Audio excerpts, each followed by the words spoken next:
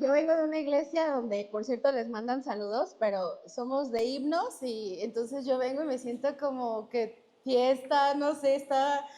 Aplaudo muy disparejo, hermanos, porque pues no estoy acostumbrada a aplaudir, pero qué bonita casa. Yo les decía a los pastores, ya hace bastantitos años me dedico a esto, a dar clases de teología en seminarios, a pastores, a asistir a iglesias en distintos temas, entonces conozco muchísimas iglesias y de verdad delante de un Dios vivo, no me están pagando por decir esto, pero es una casa especial, o sea, de verdad se sienten cosas bastante especiales, se siente el amor, se siente la familia y es difícil cuando la iglesia es muy grande que conserve este sentido de hogar.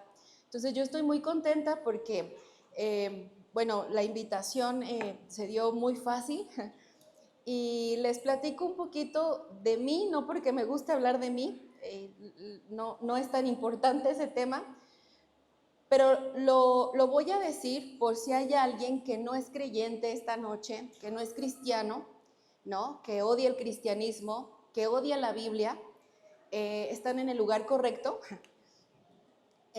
Yo soy licenciada en teología, estudié 4 años de teología, después estudié 4 años de ciencias bíblicas y filosofía de la religión, el estudio de la filosofía y las religiones del mundo, el fenómeno del cristianismo en el mundo, en América Latina, en México. Después me fui a estudiar a la Pontificia de México con sacerdotes y monjas para ver si mi fe la podía sustentar fuera de 4 paredes. Estoy terminando la maestría en Ciencias Bíblicas y Filosofía de la Religión, he estudiado algo de arte sacro. Entonces, los datos que yo les voy a proporcionar en esta conferencia, yo les invito a que los anoten y que llegando a sus casas continúen estudiando esto que yo les estoy diciendo, porque evidentemente, pues un tema tan amplio no lo puedo abordar en 1 hora 20 o 1 hora y media, ¿sí? Entonces, anoten todo lo que no les suena, porque a final de cuentas esto es una conferencia para que ustedes tengan datos apologéticos. Y cuando allá afuera les pregunten por qué crees en la Biblia, quién escribió la Biblia, está cambiada, etcétera, etcétera, ustedes sepan cómo responder. Pero no respondan como siempre respondemos los cristianos. ¿Qué es la Biblia? Yo llevo 15 años dando ese curso. ¿Qué es la Biblia? ¿Y qué respondemos? La palabra de Dios. Y entonces el ateo va a decir, ¿y a mí qué me importa ese Dios? ¿No? O sea, esa no es una respuesta que nos pueda crear un posible diálogo con alguien que no es creyente. Entonces, yo les pregunto esta noche, ¿qué es la Biblia? No me digan la palabra de Dios, por favor. ¿Qué es la Biblia? Digo, me imagino que evangelizamos. ¿Saben qué es lo que pasa? Voy a hacer un paréntesis. Amamos al Señor nuestro Dios con todo nuestro corazón. Pero también la otra parte del texto nos invita a amarlo con toda nuestra mente. Entonces tenemos las respuestas aquí, pero a veces nos da flojera que las respuestas cuadren aquí. Entonces sabemos que es verdad lo que creemos, pero no sabemos articular respuestas para poder compartir la fe, defender nuestra Biblia. Y como nosotros nos sentimos muy tranquilos que esto es la verdad, que es el camino correcto, ahí se queda. Pero hoy día el mundo allá afuera exige que demos respuestas más contundentes, nuestros propios hijos, ¿no? Yo crecí en los 80s, 90s, y cuando yo hacía una pregunta sobre la iglesia, sobre la Biblia, me respondían, porque lo dice la Biblia, y a mí me bastaba. Pero hoy si alguien nos hace una pregunta y respondemos porque lo dice la Biblia, eso no es nada, ¿no? Y pensando también que estamos en un tiempo que no había sucedido en la historia. Desde hace unos 20 años empezamos a ser bombardeados por religiones orientales. Antes era muy, muy difícil que alguien viera a un Buda en una casa o que supiéramos que hay clases de yoga en la esquina, ¿no? O estas religiones que entran con el anime, toda la cultura oriental. Entonces, evidentemente, cuando alguien nos hace una pregunta y decimos porque la Biblia lo dice, En contraste a la cantidad de información que hoy hay, pues nuestra respuesta no es válida, ni siquiera para los de nuestra casa. Entonces, ¿qué pasa? Que los chicos llegan a la prepa, a la universidad, y entonces empiezan con esta moda pseudointelectual en la que la iglesia pues ya no les llena. Entonces, esta conferencia quiero que sea un poquito práctica para que no nos vayamos a aburrir, pero necesito que razonemos y necesito que pensemos lo que vamos a aprender, pero también que sea como la lección de, sí es cierto, ¿por qué no logro tener una respuesta articulada si llevo 10, 20, 30 años siendo cristiano, evangelizando? Y pues no es una pregunta como tan compleja que no me pueda hacer alguien el día de mañana, ¿no? Entonces, iglesia, familia, vida nueva. ¿Qué es la Biblia?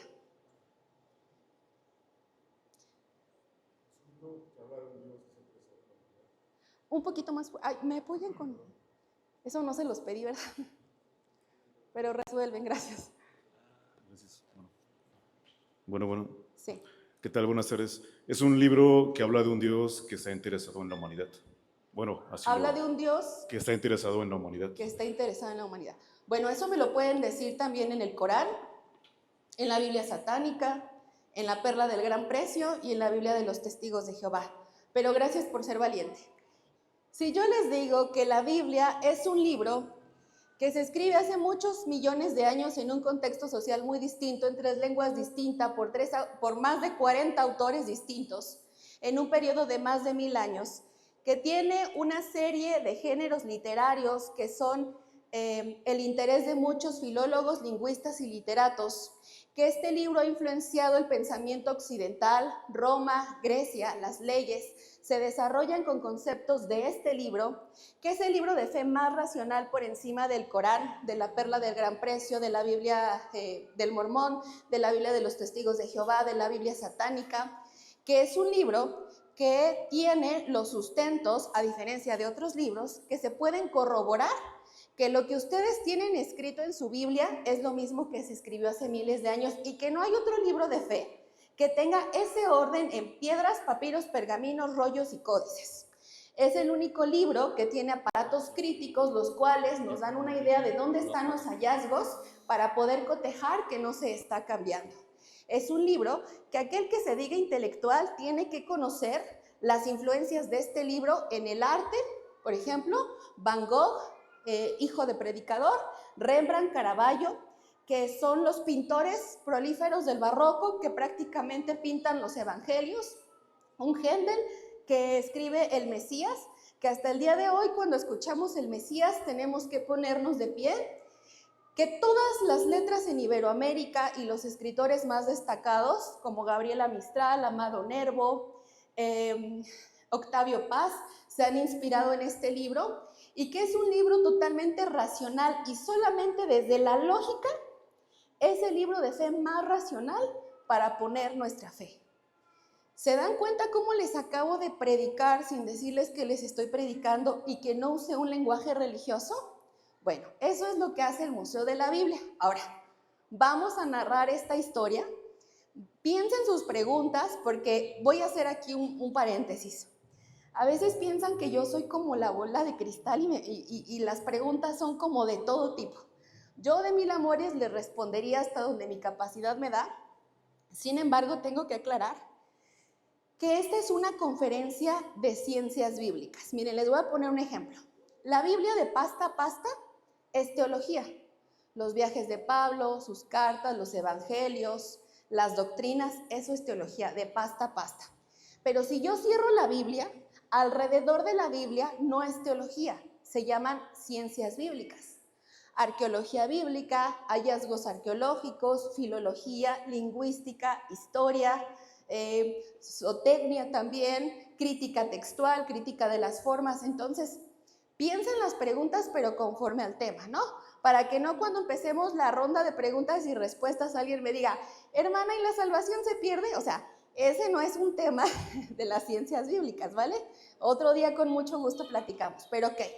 Vamos a comenzar. ¿Cómo es que se forma este libro? ¿Cómo es que llega a nuestras manos? Hago el paréntesis. Esta conferencia, digamos que se va a partir en 2 partes. Hoy vamos a hablar de cómo es que se forma la Biblia. Y el día de mañana vamos a hablar en la prédica de cómo es que tenemos Biblia en castellano y por qué es una de las mejores versiones que existen en el mundo, ¿de acuerdo? Entonces, mañana a las 11 de la segunda parte. Bien, este libro de fe comienza, como muchos otros libros de fe, a través de la tradición oral. Los mayas y los judíos tienen eso en común. De hecho, en México, nosotros somos conocidos por pasar remedios, anécdotas, mitos y leyendas de generación en generación. Entonces, eso es algo que tienen en común los mayas y los judíos. Digo, hay muchos pueblos en el mundo que usan este método de la tradición oral, pero en eso somos parecidos a los judíos, ¿no? Todo lo que conocen los judíos, la ley, los profetas, a quién esperan, incluso qué es lo que tienen que comer, lo van pasando de generación en generación. Como es complejo, lo hacen a través de canciones. Los judíos, si ustedes leen los salmos tienen una composición literaria poética, como que da la idea, pero regresa a reforzarla. La mamá judía dice, tómate la leche porque la vas a tirar, la leche la vas a derramar, ¿no? Más o menos así es como ellos entendían que cantando y haciendo poesía era más fácil aprenderse toda la identidad que ellos traían. Esto lo vemos porque Salmos y Proverbios, que es una composición literaria, poética, es más fácil de retener que si tratan de aprenderse un versículo de Romanos o de Hechos, porque aunque ya esté traducido, la composición lírica es cómoda para el cerebro. Siempre les pongo el ejemplo, nos sabemos canciones muy feas de memoria, nada más porque las escuchamos en el mercado, en el camión, ¿no? O sea, yo me sabía la canción que Shakira le dedicó a Piqué, no sabía que ya se habían divorciado, pero el método de tradición oral cumple su efecto. O sea, sabemos noticias virales y sabemos canciones porque las escuchamos todo el tiempo.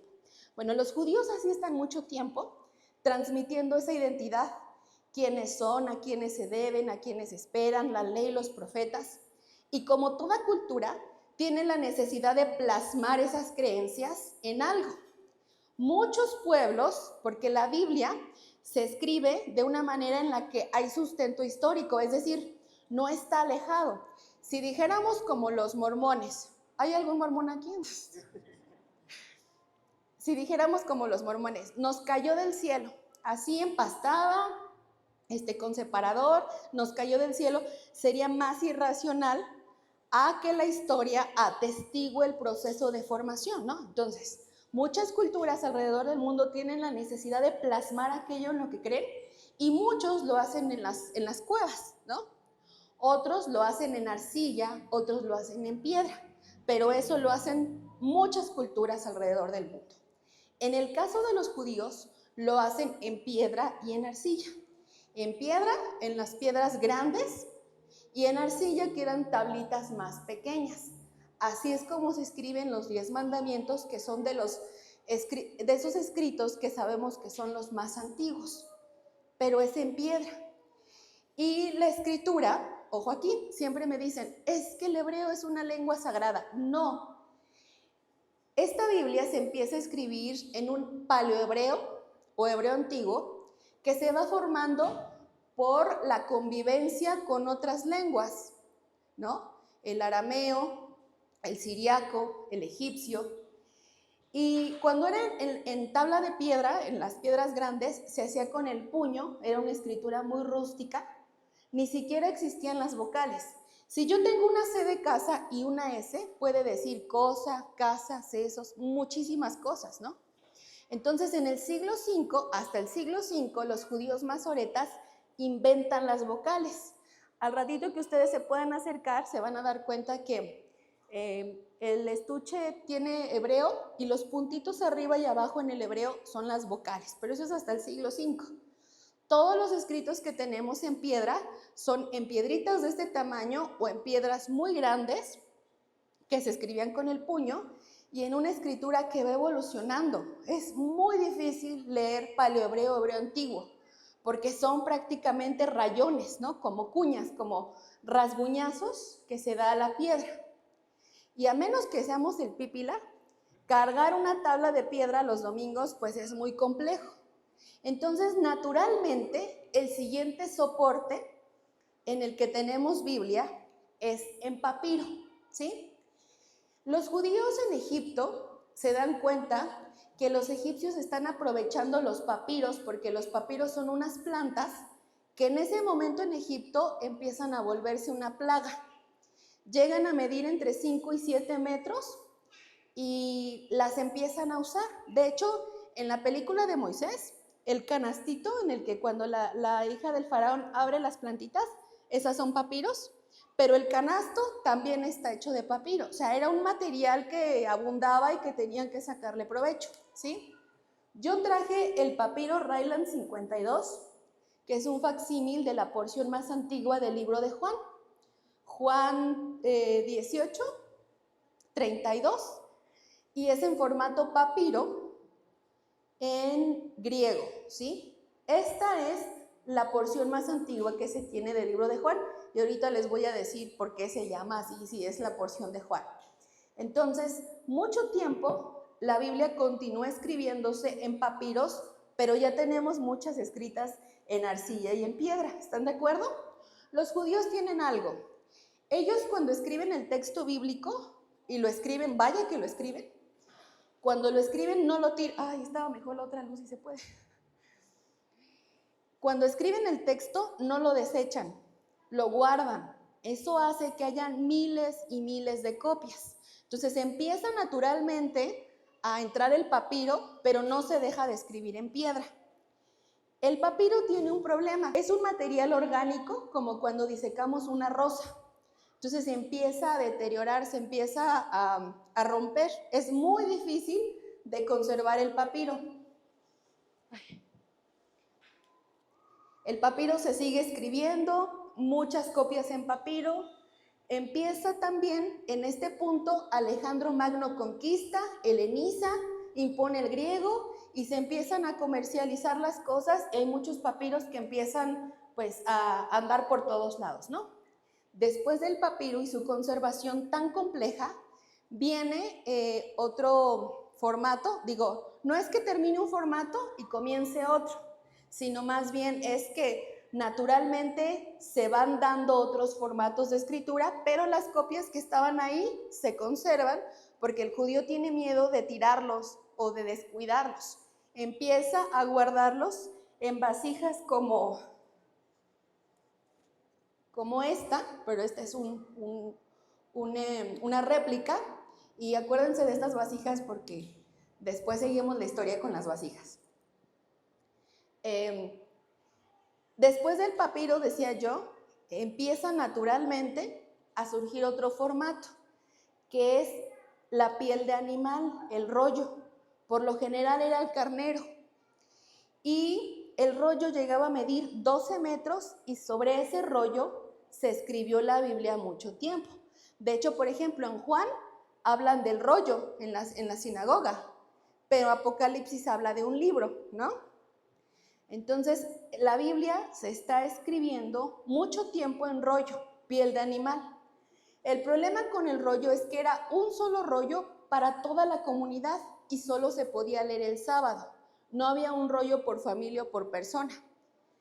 El rollo empieza a ser un problema porque es muy pesado. De hecho, si ustedes han visto a judíos en la sinagoga, el rollo es tan grande que siempre lo tienen que cargar entre 2 personas. Yo traje una réplica de un estuche sefaradí, que es en donde se guarda el rollo. Si ven que el rollo se guarda en un estuche así, pero enorme, son judíos españoles, sefaradí. Y si ven que lo envuelven en tela, son judíos alemanes, el famoso Ashkenazí. Ahora, todo este tiempo que se está escribiendo en rollo, no existe la imprenta, ¿cierto? Muchas copias se están escribiendo, quizá no de toda la Biblia completa, pero sí de Juan, de obviamente el Pentateuco, la ley, los profetas, por supuesto los salmos, Job, que es el más viejito, se está escribiendo y repito, no se desechan estas porciones. De ahí lo que sucede es que el rollo no es práctico y se empieza a cortar y se empieza, digamos, como a empalmar, que es el primer ejercicio que se practica como la idea del libro, ¿no? El rollo largote se empieza a cortar y se empieza a empalmar. Hasta ahí, eso se llaman códices. Y muchos códices todavía, obviamente, están vivos y muchos códices empiezan a circular. Todos estos códices, pues, no se desechan, repito, se siguen guardando, porque el judío escribe y escribe y escribe, pero no desecha ninguno de estos materiales. Los guarda, los almacena, los guarda demasiado bien, que pasan generaciones y descubren que el abuelo, el bisabuelo, el tatarabuelo tenía rollos o códices o tablas de arcilla, ¿de acuerdo? Hasta este punto no existe la imprenta. Todo es códices, todo es papiros, todo es rollos. Siempre me dicen los ateos pop que visitan el museo. Bueno, es que la Biblia se escribió a mano muchísimo tiempo, por lo tanto está cambiada. A ver, la imprenta se inventa en 1440. Absolutamente todos los libros que se escriben desde los primeros siglos hasta el siglo XV, todos universalmente se escriben a mano. Mitología, botánica, medicina. ¿Por qué solo cuestionan la veracidad de la Biblia y no de mitologías, ¿no? No de herbolaria, no de medicinas de otras culturas? Ahora, todo este tiempo que se escribe la Biblia a mano, la escriben los copistas, ¿sí? Los copistas no era gente que se levantaba una mañana y decía, hoy voy a escribir Biblias. No. Pertenecían a una escuela para poder escribir Biblias y sus escritos eran revisados por 3 o 4 personas.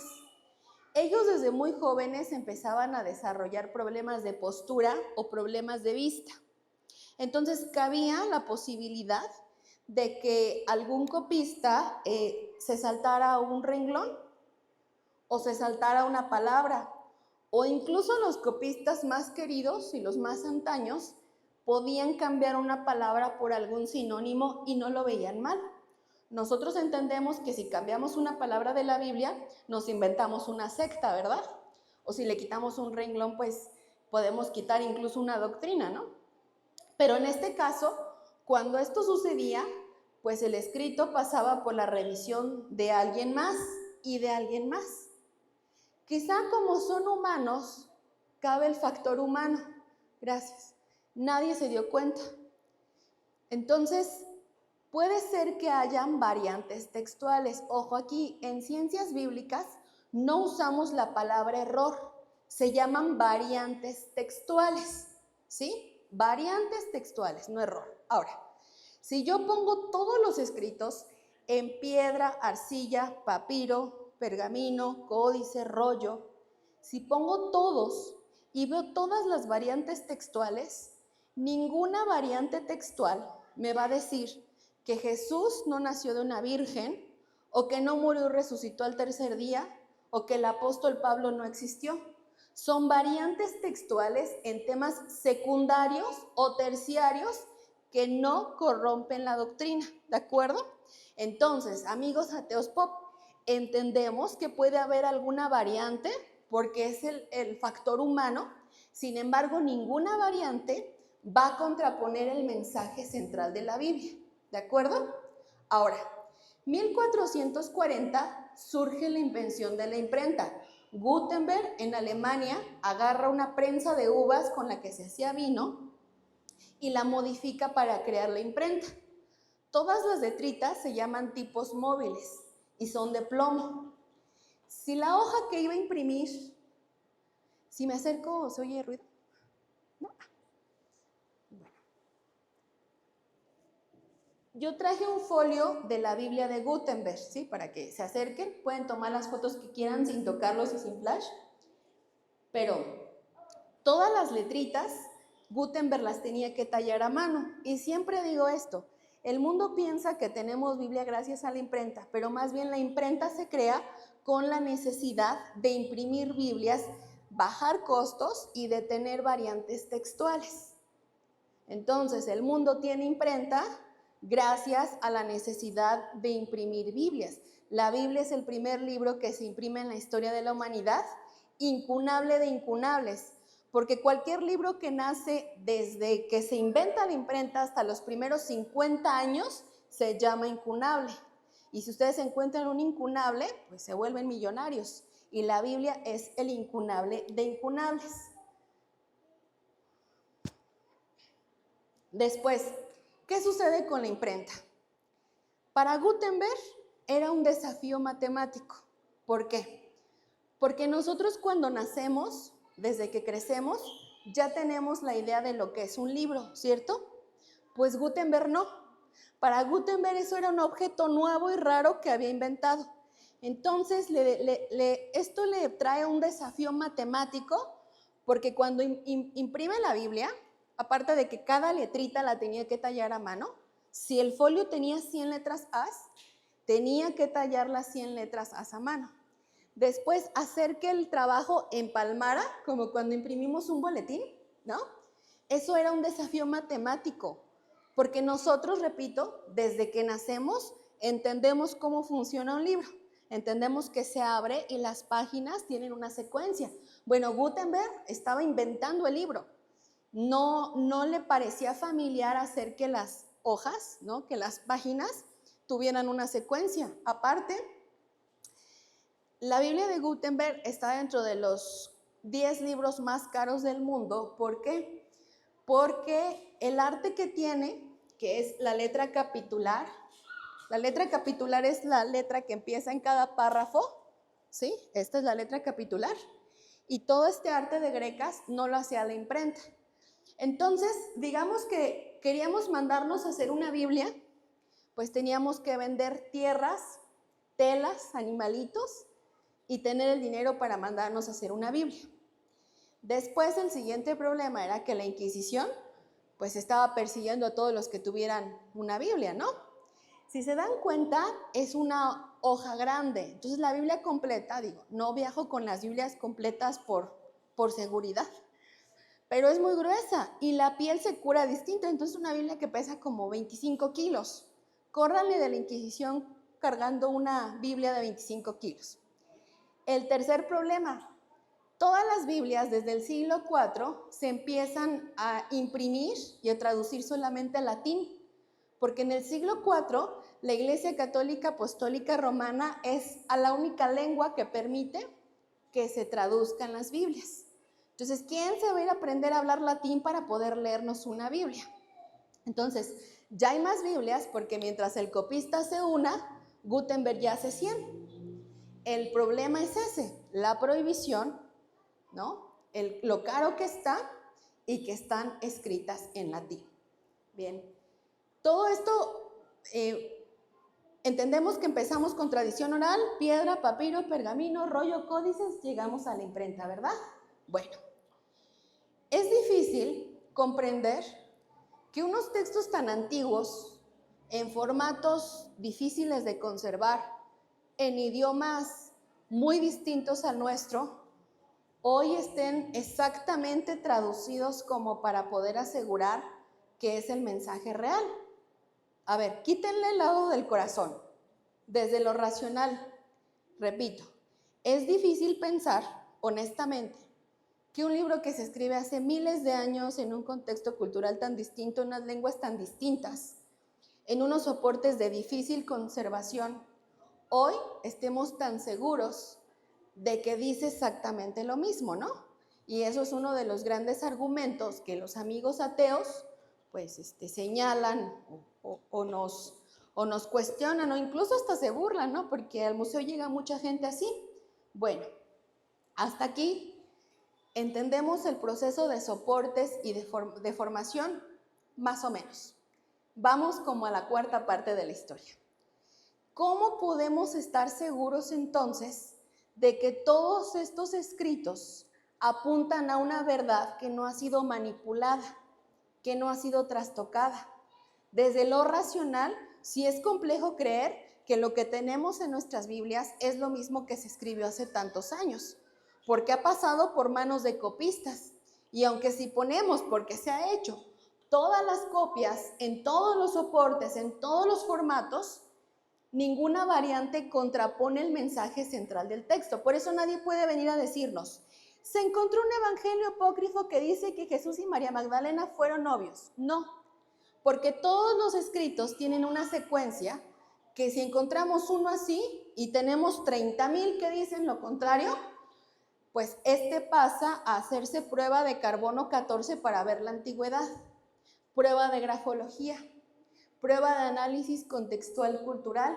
Se mandan a traer a los filólogos para ver que exactamente diga lo que estamos traduciendo en primera instancia.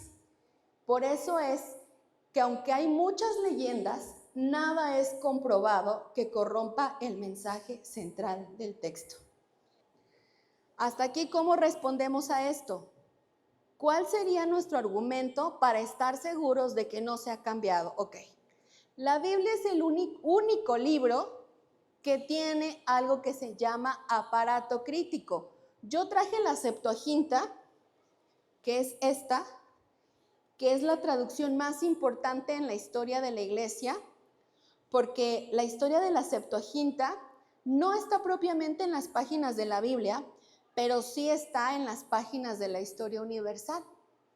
Entonces, cuando vemos la historicidad de leyendas, ¿no?, que dan soporte a nuestra Biblia, entendemos que hay muchísimos datos racionales para poder debatir y estar seguros que nuestra Biblia no está cambiada y que tiene un valor cultural. ¿Por qué? Hago nada más el paréntesis porque esa es otra conferencia.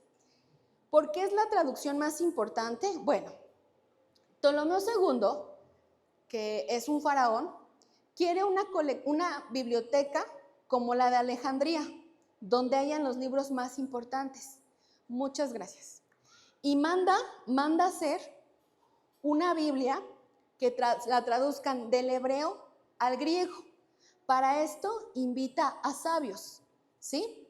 ¿Cuántas tribus son? 12. Bueno, invita a sabios, que son 72, por eso se llama Septuaginta, para que traduzcan la Biblia del hebreo al griego. Esta Biblia nos da palabras como la palabra evangelio. Si nosotros decimos Cristo y no Mesías, es gracias a esta traducción.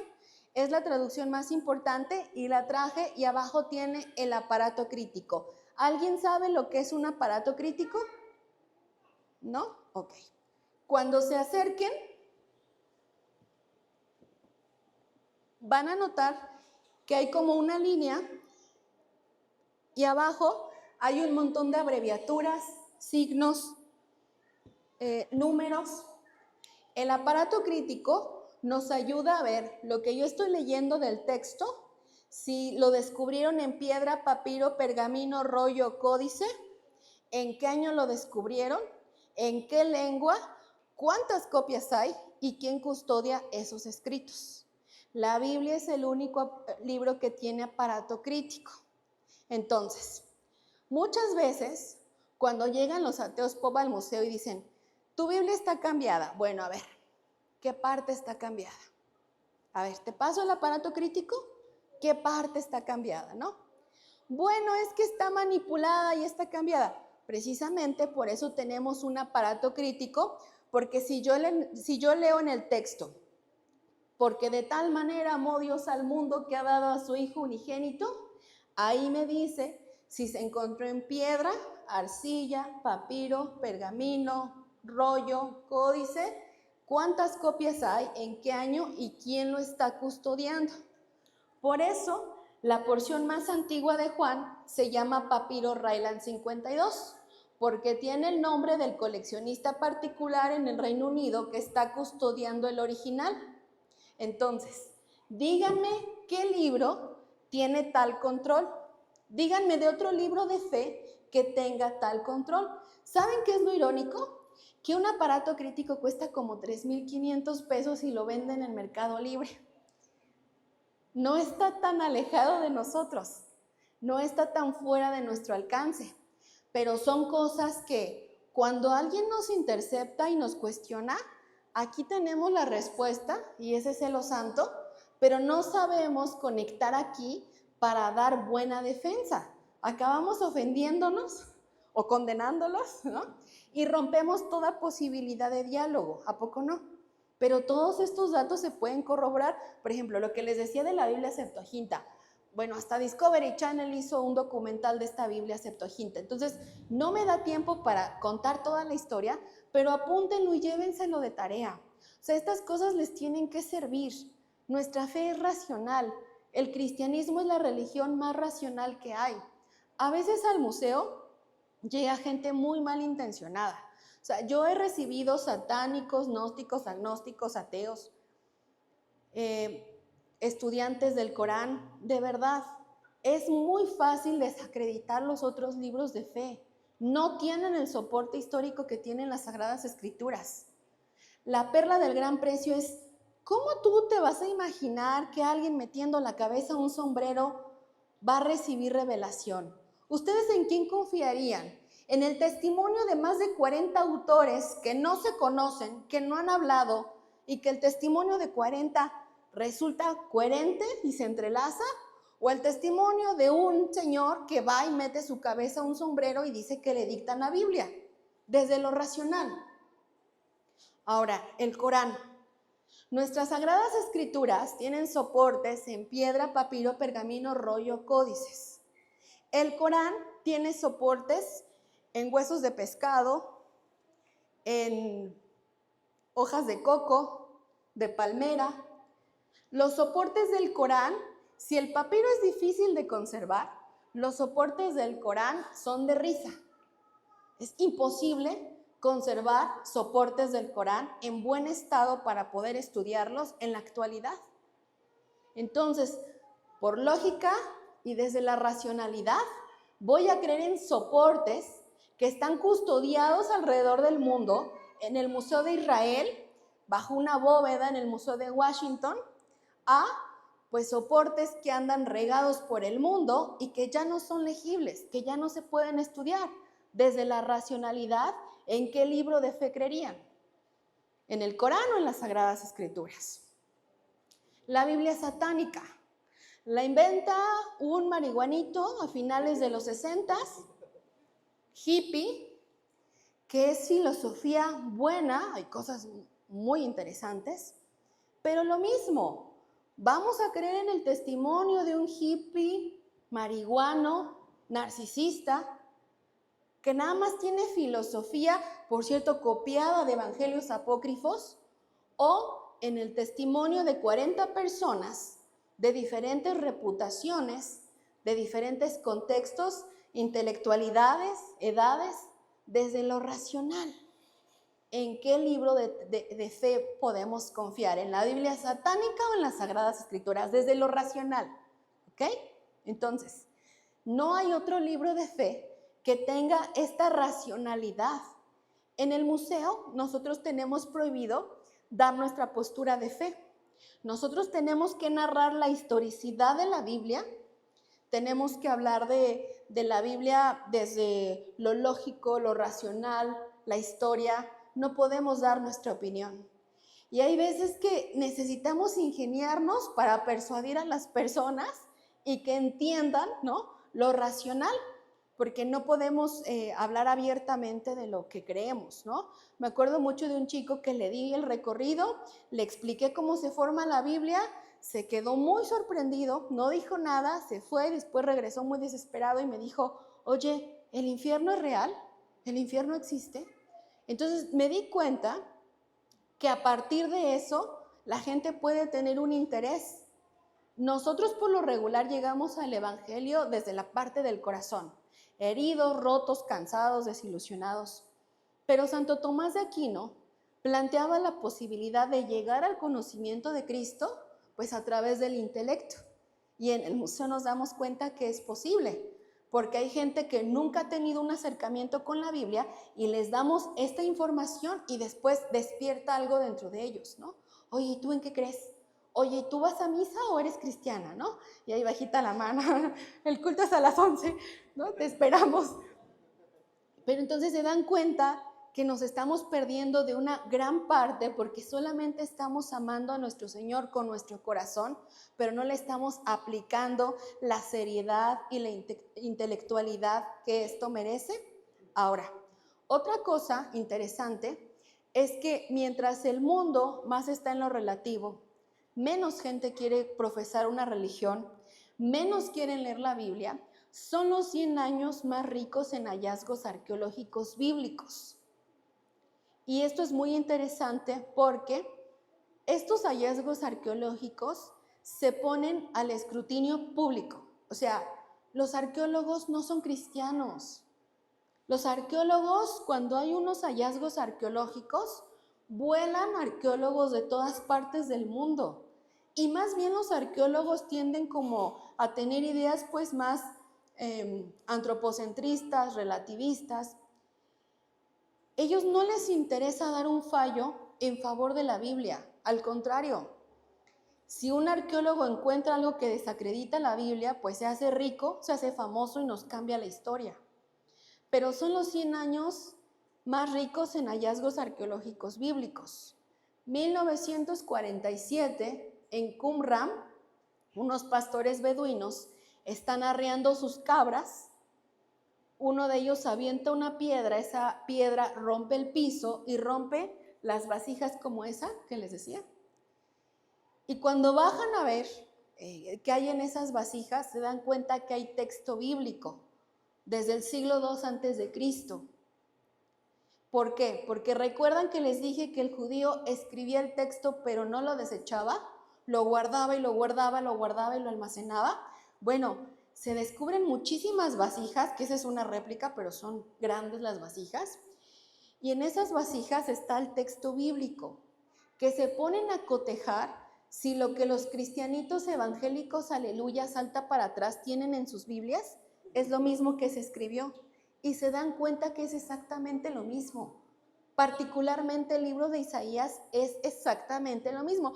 Y el libro de Isaías no es cualquier libro, porque nos habla del Mesías, ¿no? Es un libro profético también, ¿no? Entonces, ¿cómo se explican que cuando surge un hallazgo arqueológico, llega el FBI, llega la Interpol, llegan arqueólogos de todas partes del mundo? Si solo es Biblia y es un libro para tontos, hecho para manipularnos, ¿por qué llega el FBI? ¿Por qué Estados Unidos con Qumran fue a pelearse estos hallazgos y tuvo un problema incluso político con Israel porque se quería llevar esos hallazgos? Si solo es la Biblia de los evangélicos, ¿no?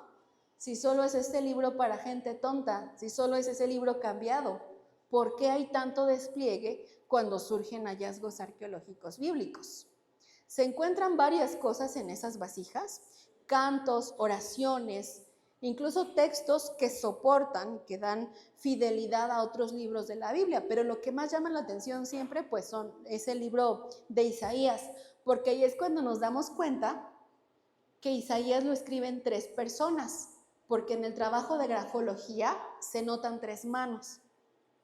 Eso todavía es mejor, porque entonces 3 testigos estuvieron de acuerdo de plasmar lo que dice Isaías, pero gracias a estos estudios, ¿no? Crítica textual, prueba de carbono 14, filología, nos damos cuenta de que lo que seguimos descubriendo sigue dando soporte a este libro. ¿Qué tiene este libro? Les voy a poner un ejemplo. Hay filosofía china que cuando se traduce al español cambia todo. Gabriel García Márquez, si lo traducimos a una lengua de la India, ¿no? O al alemán, ya no suena a Gabriel García Márquez.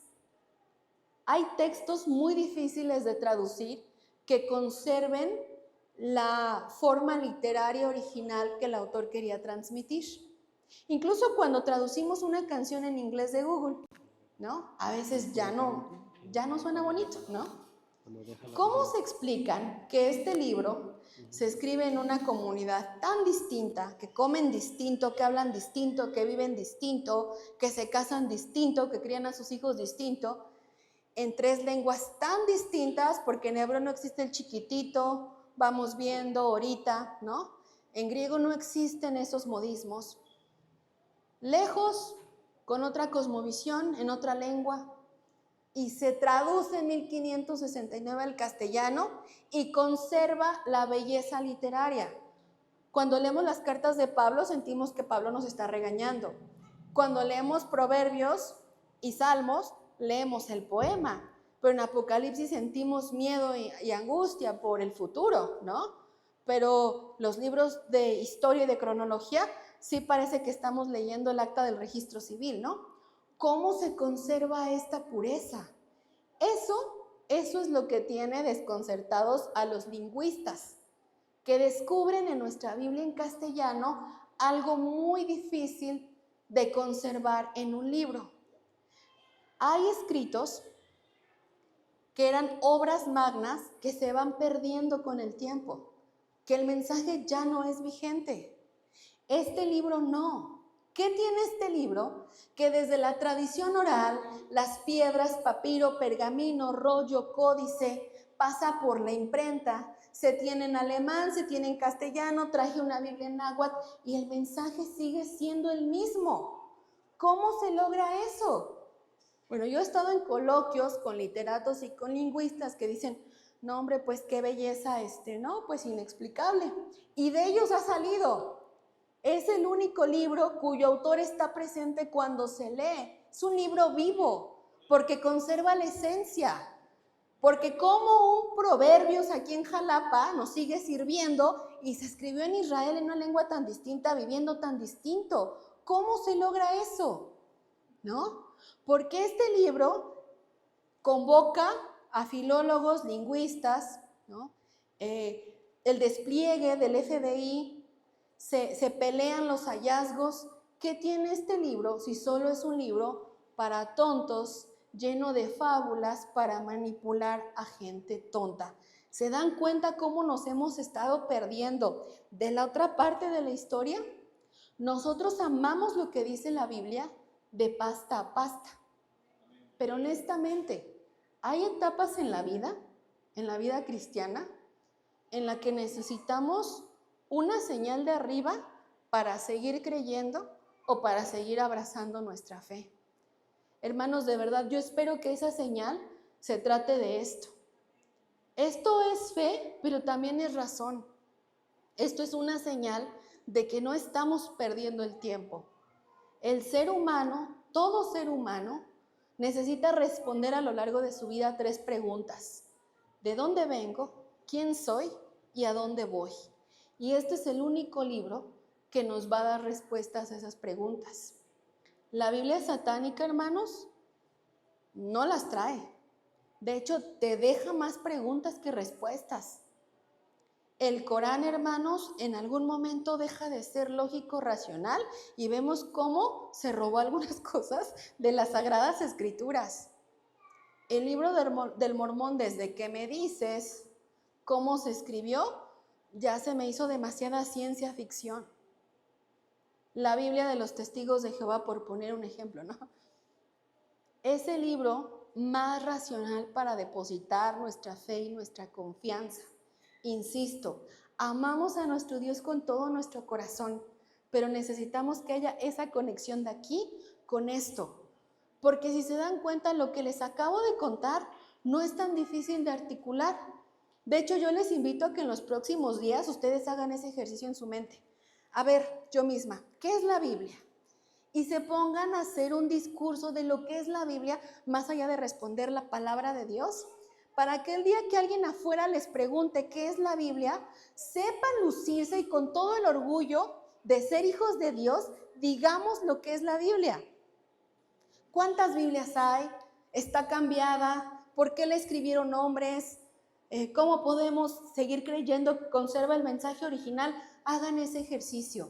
Amarás al Señor tu Dios con todo tu corazón, pero también con toda tu mente. Y de verdad que son tiempos en los que necesitamos empezar a amar a nuestro Señor y Dios con toda nuestra mente.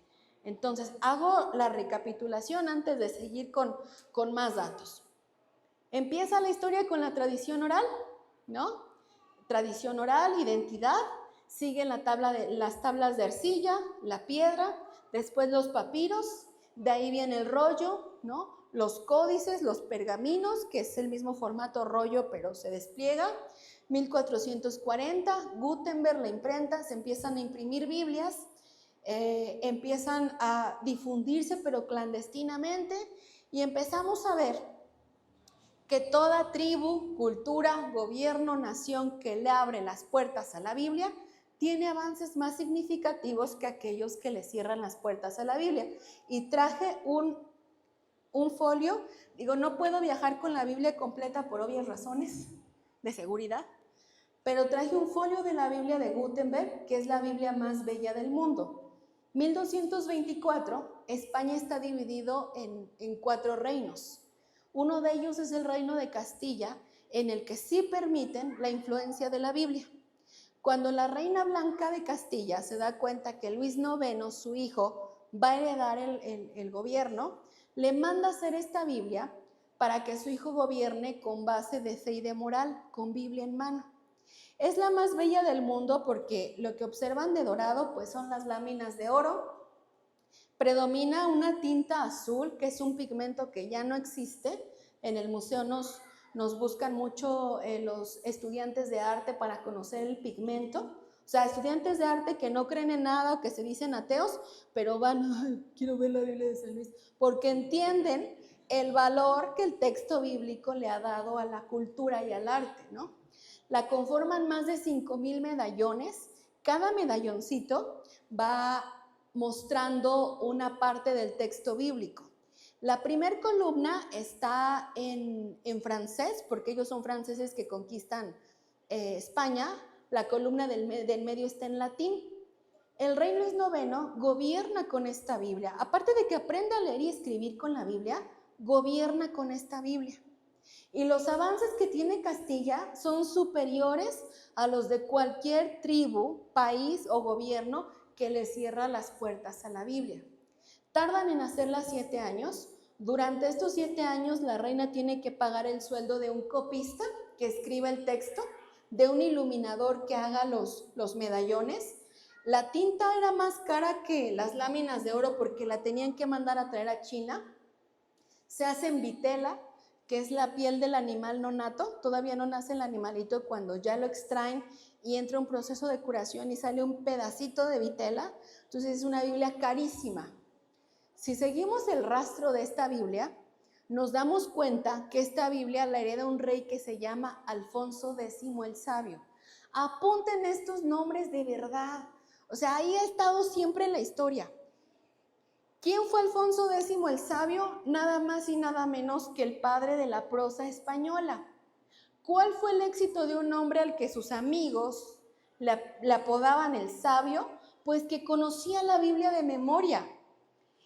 Empieza a inventar estructuras de la lengua castellana al leer la Biblia. Y de él sale la idea de empezar a traducirla al castellano, la famosa Biblia de Alba, pero todavía no se logra. Eso lo viene a hacer Casiodoro, que es tema para mañana. Pero ya está la idea de traducir la Biblia. La historia dice que toda la gente intelectual y culta y adelantada a su época, el éxito es que se inspiraba en la Biblia. El éxito era que tenían valores, que tenían estructura, que entendían cosas que la mayoría de la gente no alcanzaba a ver en su época. Pero eso no es tan distinto hoy, ¿no?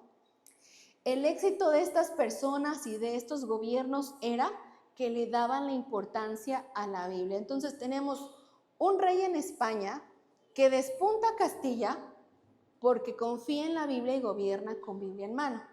Pero también tenemos un Martín Lutero en Alemania, que por cierto también traje la Biblia de Lutero, con ilustraciones de Lucas Cranach, que siempre lo digo porque Lucas Cranach fue un pintor muy, muy famoso, como un Rembrandt o un Caravaggio, pero cuando pinta la Biblia, pues le dan la espalda y ya no despunta artísticamente, pero era muy talentoso. En coloquios de investigación con antropólogos y con sociólogos se ha discutido cuál es el éxito de Alemania, por qué Alemania llegó a ser potencia, y se van atrás y se dan cuenta que cuando Martín Lutero traduce la Biblia al alemán después de clavar sus tesis. Cuando les da la Biblia en las manos a todos, al hombre en el campo, a la mujer en el mercado, a los niños jugando en la plaza, tienen un instrumento para aprender a leer y escribir, pero también un instrumento para cultivarse intelectualmente. Y la idea de tener la Biblia en la mano es que son hombres y mujeres con estructura que hacen que Alemania despunte como potencia. ¿Se dan cuenta del valor de nuestra Biblia y que estoy predicando y no he usado un lenguaje religioso hasta el momento?